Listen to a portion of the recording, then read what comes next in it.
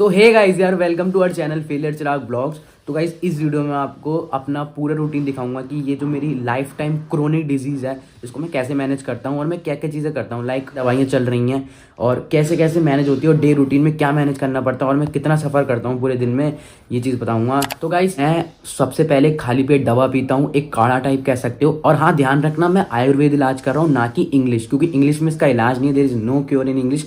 But लेकिन आपको पता है मैं एम्स वगैरह सब गया था, तो वहाँ पे कोई फ़ायदा नहीं है। मैं किसी कोई है डिजीज़ वीडियो देख रहा है भाई, तो इंग्लिश का मत करो इलाज, बहुत ज़्यादा पछताओगे, लाखों रुपए बर्बाद हो जाएंगे, मुझे पता है। बट आयुर्वेद इलाज क्या है, वो कुछ तुम्हें मोटिवेशन देगा कि हाँ तुम ठीक हो सकते हो। ये वो दवा है जो आधे और 15 मिनट बाद, आधे घंटे और 15 मिनट बाद कुछ ऐसी हो जाती है।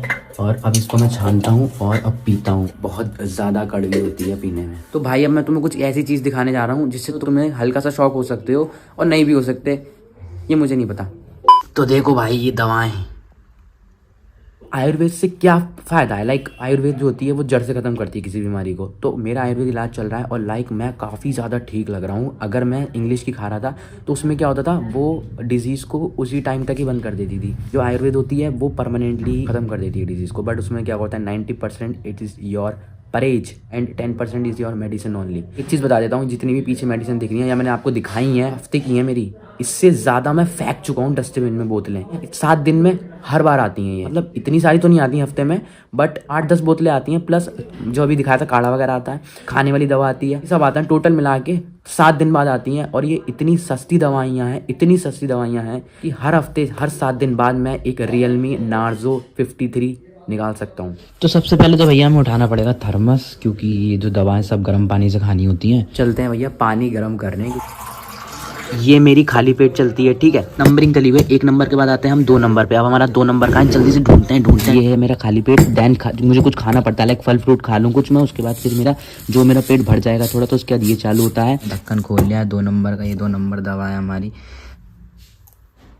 ये लगती है ऐसे जैसे हम चाय की पत्ती को खा रहे हो बिना चबा के, क्योंकि इसको मुंह में लेना है। क्या यार, तुम्हारा दिमाग भी ना, मुंह में रखना है एंड देन गर्म पानी एकदम से पी लेना है। लगती भी चाय की पत्ती की तरह ही है ये।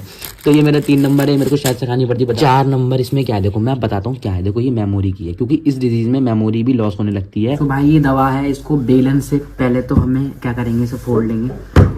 ये हमने फोड़ा, इसको पीसनी पड़ेगी हमें। तो लाइक जैसे मैं इसे पीसूंगा, तो ये बेलन है। वैसे तो ये 2 काम में यूज़ होता है, रोटी सेकने में, दूसरा पापा को अच्छे तरीके से पता है क्यों यूज़ होता है, तीसरा मेरी दवाई के चक्कर में। ये मैं क्या कर रहा हूँ, शहद मिला रहा हूँ उसके अंदर, बस बहुत हो गया।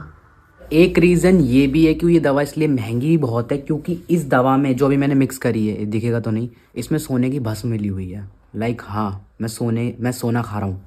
तो भाई तुम लोग क्या खा रहे हो? मैं सोना खा रहा हूँ भाई। लो, आई एम गोल्ड ईटर। सारी दवा जितनी दिखा रहा हूँ ये सारी डेली पीनी पड़ती है, वो भी 2 बार। 5 ही रहा, 5 क्या है, मेरे को चबा के खानी है। 3 गोलियां इसके अंदर। 5 के बाद आता है 6 देख लो। इसमें क्या है, इस लिवर आ गया ये अपना, और ये अपना हार्ट आ गया, किडनी आ गया। तो इन पे भी इफेक्ट करती है ये डिजीज। तो 7 नंबर जो है वो मेरी मेन दवा है, वो है IB क्योर। इस डिजीज का नाम है इन्फ्लामेशन बॉल डिजीज।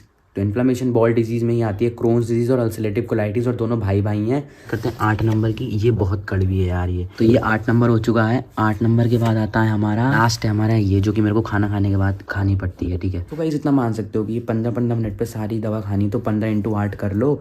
और तो इतना ही मान लो कि 1.5-2 घंटे में दवाइयाँ ख़त्म होती हैं। सुबह की और शाम में भी सेम रूटीन स्टार्ट होता है। और परहेज क्या है, बस घर का खाना है और कुछ नहीं खाना बाहर का, वो भी कम मसाले कम नमक का। तो हम अपनी मम्मी से मिलवाने की सोच रहे हैं, मिलवा दें क्या? तो ये हमारी मम्मी है। तो मिस रंजना चौहान जी, आपको कैसा लगता है कि आपके लड़के को इतनी भयंकर बीमारी हो चुकी है? अपना जेन्युइन रिव्यू दीजिए हमारे ऊपर। अच्छा नहीं लगता है। पहले मेरा बेटा बड़ा एक्टिव था, हर चीज में आगे रहता था, चाहे सोशल वर्क हो या कुछ भी हो, और उसमें रिलीजियस प्रोग्राम हो उसमें भी आगे रहता था। लेकिन अब उसकी थोड़ी इम्यूनिटी कमजोर हो चुकी है। हम सब मतलब सब लोग, मैं, पापा, मम्मी, सब लोग ज्यादा मेंटल डिस्टर्ब हो चुके हैं, क्योंकि वैसे भी कोई डिसीज अगर घर में हो जाए तो फिर सही नहीं लगता है। पीने की रूटीन में भी काफी चेंज आ गई है, क्योंकि हम लोग हर चीज नहीं बना सकते। परहेज के हिसाब से थोड़ी बनानी पड़ती है, बहुत कुछ चेंज हो चुका है। मैंने मम्मी से मिलवा दिया और मम्मी का कहना ये था कि हम लोग के में सही में लिटरली बताऊं तो घर में अगर ऐसी बीमारी किसी को हो जाए ना तो यार कोई सही नहीं बैठता। मतलब मेरे कहने का मतलब ये है कि मेंटल ही पागल से हो जाते हैं एकदम कि क्या हो गया ये। चलो अब तो बहुत ज़्यादा सही हो चुका हूँ बट लेकिन वो चीज़ खाने की कुछ मन की बनती नहीं है। या मैं बहुत ज़्यादा चीज़ें फेस करता हूँ, लाइक क्रैम्प्स वगैरह तो अभी भी होते हैं। ये दवाइयाँ लाइक फ्लेयर अप ना हो इसलिए हैं और ख़त्म करने के लिए हैं। आयुर्वेद में तो ये बोला है, भगवान की कृपा से आपकी वो रही मेरे पे प्रार्थना या दुआ रही तो 100% अपन ठीक हो जाएंगे। सो गाइस हमने अलार्म लगा लिए हैं। हमारी दवा दूसरी वाली जो 2:04 पे खाएंगे, नेक्स्ट खाएंगे उससे फिर 2:18 पे, 2:33 पे, ऐसे मेरी डे 1 की दवा ख़त्म हो जाएगी। सुबह मेरे जो प्रोसेस हुआ है कि गर्म पानी करा और वो वाला काढ़ा गर्म करा, ये सब चीज़ें हुई, ऐसी शाम को करूँगा। तो एक दिन में 2 प्रोसेस होते हैं, 2 बार दवा खानी पड़ती है। और रही बात मैंने इंग्लिश दवा क्यों छोड़ी, क्योंकि यार उसमें देखो एस्ट्रॉइड्स है।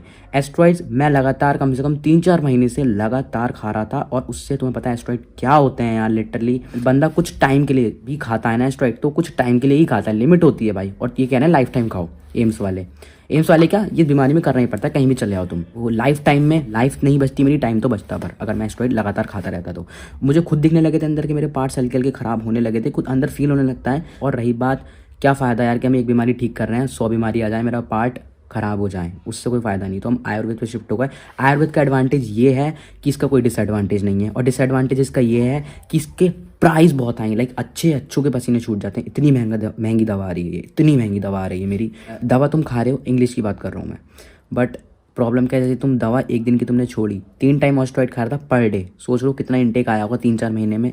एक दिन में 3 बार खा रहा हूँ अगर, तो सोच सकते हो। अगर मैंने जैसे एक टाइम भी छोड़ दिया एस्ट्रॉइड, मान लो दोपहर का मैंने भूल गया खाना, शाम को खा ली, तो दोपहर में मेरा ब्लड आ जाएगा, हाँ फ्लेयर अप हो जाएगा, फ्लेयर अप तुरंत ही हो जाएगा। तो ये फ़ायदा क्या है भाई, ये तो लाइफ टाइम खानी पड़ेगी। कोई भी अगर ये वीडियो देख रहा है जिसको बीमारी है भाई, इंग्लिश पे बिल्कुल मत शिफ्ट होना, बहुत गंदा सीन हो जाएगा लिटरली। मैं दिखाता हूँ, ये रही मेरी एस्ट्रॉइड वाली दवा, देखो ये ऐसी पड़ी हुई हैं। लाइक ये होते हैं एस्ट्रॉइड्स, गूगल पे सर्च कर लेना। तो मेरे को 3 टाइम खाने पड़ते थे और शरीर धज्जे उड़ जाएंगी भाई अगर लाइफ टाइम कोई खाएगा। मतलब उस बंदे की ज़िंदगी खत्म हो जाएगी। मैं लिटरली बता रहा हूँ, एस्ट्रॉइड बहुत खतरनाक चीज़ होती है। जिनके बंदे वीडियो देख रहे हैं उन्हें पता होगा एस्ट्रॉइड के बारे में।